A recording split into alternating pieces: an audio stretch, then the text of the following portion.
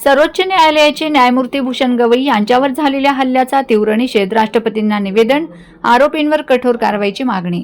माननीय अप्पर तहसीलदार कार्यालय दोंडाईचा यांच्यामार्फत देशाचे राष्ट्रपती महोदय यांना निवेदन देत सर्वोच्च न्यायालयाचे न्यायमूर्ती माननीय भूषण गवई साहेब यांच्या झालेल्या हल्ल्याचा तीव्र निषेध व्यक्त करण्यात आला।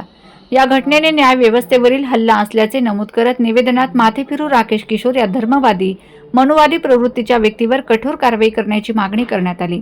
निवेदन देताना Republican party of India Athawale गट आणि वंचित बहुजन आघाडी यांच्या पदाधिकाऱ्यांसह कार्यकर्ते मोठ्या संख्येने उपस्थित होते। या प्रसंगी Republican party of India Athawale गटाचे उत्तर महाराष्ट्र उपाध्यक्ष काकासाहेब रामभाऊ माणिक, शिंदखेडा तालुका अध्यक्ष कैलास आखाडे, वंचित बहुजन आघाडी धुळे जिल्हा उपाध्यक्ष मुकुंद माणिक, महाराष्ट्र प्रदेश युवक काँग्रेसचे महासचिव राहुल दादा माणिक, रिपब्लिकन पार्टी दोंडाईचा शहर अध्यक्ष दिलीप शिरसाट, धुळे जिल्हा उपाध्यक्ष ईश्वर आखाडे तसेच सामाजिक कार्यकर्ते नवनीत बागले, अरविंद बागले, राज ठाकरे, रोहित नगराळे, सचिन आदी उपस्थित होते।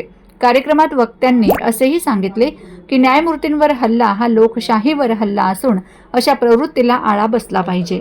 सर्वोच्च न्यायालयाचे न्यायमूर्ती सन्माननीय BR गवई साहेब यांच्यावरती धर्मांध आणि मनुवादी मानसिकता असणाऱ्या मनोवृत्तीचा राकेश किशोर नामक वकिलाने एक भ्याड हल्ला केला।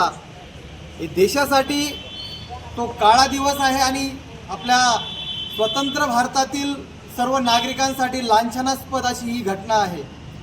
कधी नव्हे असा हा प्रकार त्या माथेफिरू व्यक्तीने आपल्या सर्वोच्च न्यायालयातील न्यायमूर्तींवर जो हल्ला केलेला आहे त्याच्या करावा तेवढा निषेध हा कमी आहे।